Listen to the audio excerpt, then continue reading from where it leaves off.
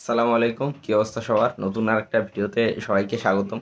তো আপনারা অলরেডি জানেন আমাদের বাংলাদেশ এখন স্বাধীন।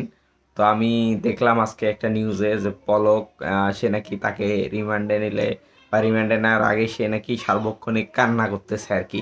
তো আমি জাস্ট মানে একটা কথাই বলবো যে আপনারা জানেন যে আমরা কি পরিমাণ কষ্টে ছিলাম, কি পরিমাণ মানে যারা জীবনে যাদের চোখ দিয়ে পানি বের হতো না, তারাও আমরা কান্না করেছি আবু সাইদ মুগ্ধদের এই আত্মত্যাগ দেখে আর কি। এছাড়া অনেক নাম না জানা আরো অনেক শহীদ আছে।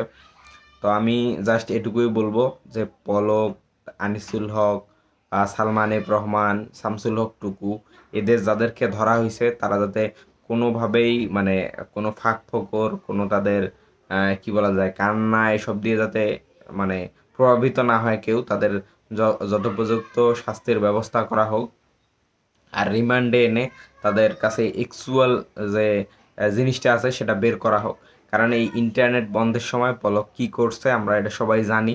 তো আমরা এটা তার কাছ থেকে আরো ডিপলি মানে কি কি হয়েছে, অ্যাকচুয়াল ঘটনাটা কি, সেগুলো যেন অবশ্যই উদ্ধার করা হয় আর কি তার কাছ থেকে।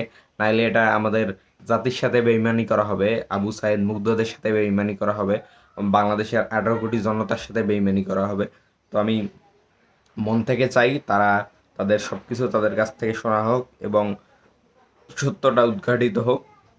সাথে তাদের দৃষ্টান্তমূলক শাস্তির ব্যবস্থা করা হোক, যেন বাংলাদেশে আর কোনো ফেসিবাদী সরকার এরকম কি বলা যায় মানে একনায়কতন্ত্র কায়েম করতে না পারে, তারা জোর দিয়ে জুলুম করে ক্ষমতায় টিকে থাকতে না পারে আর কি। তো এই ছিল আমার আজকের ভিডিও। দেখা হবে পরবর্তী ভিডিওতে। সে পর্যন্ত সবাই ভালো থাকবেন। আল্লাহ হাফেজ।